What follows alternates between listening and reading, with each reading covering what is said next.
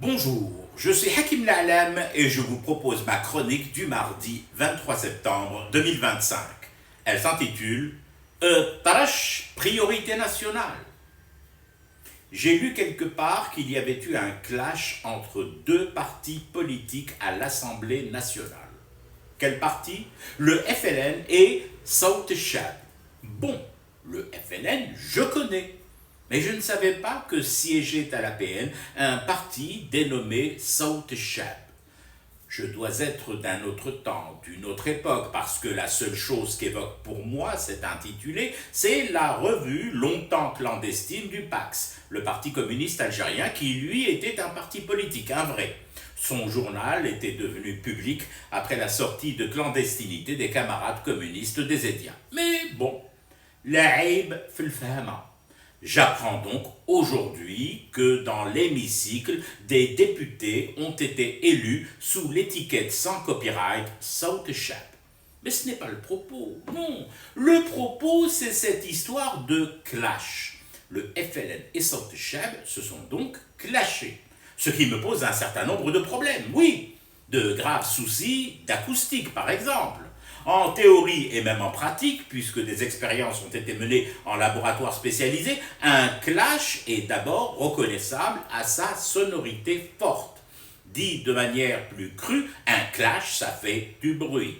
Je vois mal ces deux partis, le FLN et Saout Chab, se clasher en langage des signes. Du coup, question, comment se fait-il que personne n'ait entendu ce clash? Plusieurs explications possibles. La bâtisse qui accueille les députés est totalement insonorisée. Elle n'abrite pas seulement les élus de le peuple de nos regards, elle les soutire aussi à notre audition, à notre écoute. Voyons le côté positif de la chose. C'est un bon point pour les concepteurs architectes de cet immeuble. Les murs sont solides, au point de ne rien laisser filtrer vers l'extérieur. Prenez mon immeuble. Nous n'avons pas cette chance, puisqu'au moindre clash chez les voisins de palier, j'ai tendance à leur répondre à travers la mince cloison qui nous sépare et à les appeler avec ma voix la plus douce à la raison. Une autre explication possible, celle-là par contre, est un peu plus préoccupante. Le clash entre le FLN et Saout Chab aurait effectivement réuni toutes les conditions requises en décibels pour se voir labellisé Clash El-Kif. Mais c'est nous qui n'aurions rien entendu, rien perçu de tout ce vacarme. Vous comprenez que cette piste-là m'inquiète au plus haut point.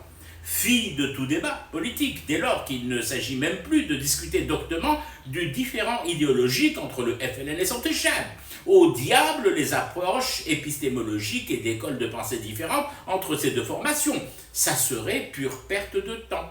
Et par-dessus tout, nous nous rendrions alors coupables de non-assistance à personne en danger. Des millions de personnes devenues soudain sourdes au clash entre le FLN et Saout Chab.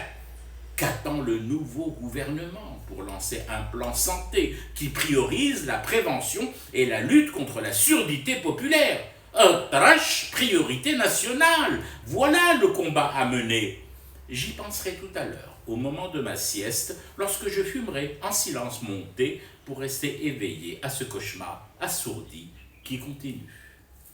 C'était Hakim La'alam, je vous retrouve demain pour une autre chronique et une autre façon de dire son amour à l'Algérie.